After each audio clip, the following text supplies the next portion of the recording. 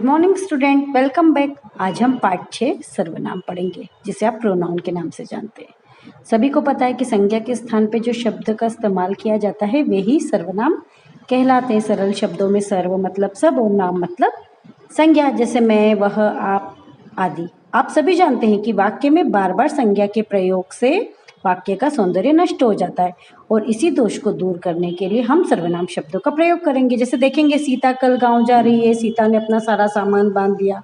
इन वाक्यों में बार बार सीता और गांव शब्द दोहराया गया है। अब इसी में हम सर्वनाम लगाकर अगर पढ़ेंगे तो सीता कल गांव जा रही है, उसने अपना सारा सामान बांध दिया, वो बड़ी बहन के साथ जाएगी, उसने वहाँ के बारे में जाना।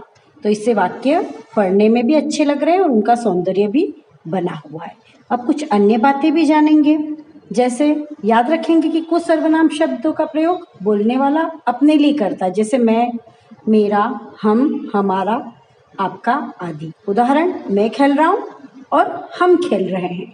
ठीक है। इसी प्रकार पॉइंट 2, कुछ सर्वनाम शब्द का प्रयोग सुनने वाले के लिए किया जाता है, जैसे तुम, तुम्हारा, आप, आपका। उदाहरण देखेंगे, तुम लिख रहे हो, आप पढ़ रहे हो। यहाँ पर तुम, आप सर्वनाम है। कुछ सर्वनाम शब्दों का प्रयोग बोलने वाला किसी अन्य के लिए करता है, जैसे वह, उसका, वह, उनका। तो उदाहरण देखेंगे, वह जा रहा है, वे जा रहे हैं। 4 पॉइंट, कुछ सर्वनाम शब्द किसी निश्चित व्यक्ति या वस्तु का कराते हैं, जैसे यह, वह, वे। उदाहरण देखेंगे, यह रामपाल का घर है, वह राजपाल का घर है। तो निश्चित की तरफ इशारा हो रहा है। अब कुछ सर्वनाम शब्द किसी अनिश्चित व्यक्ति या वस्तु का बोध कराते हैं, जैसे कोई, कुछ। बाहर कोई आया है, खाने के लिए कुछ दे दो। यहाँ निश्चित वस्तु का ज्ञान नहीं होता। कुछ सर्वनाम शब्द किसी दूसरे से संबंध का ज्ञान कराते हैं, जैसे जो, सो, जिसे, जिसका, जिन्हें, यही, वही।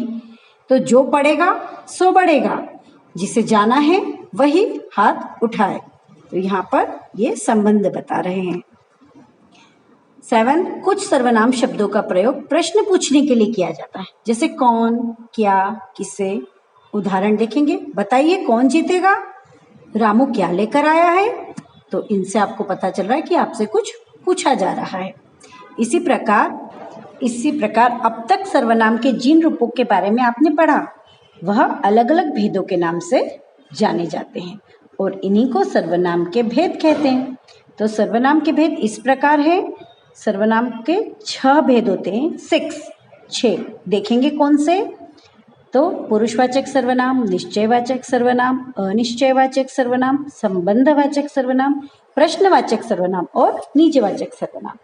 आगे की क्लास 5वीं में हम इन्हें डिटेल में पढ़ेंगे। अभी आपको सिर्फ नंबर, इनके नाम याद रखना है। इसी के साथ हमारा सर्वनाम चैप्टर यहाँ पर खत्म होता है।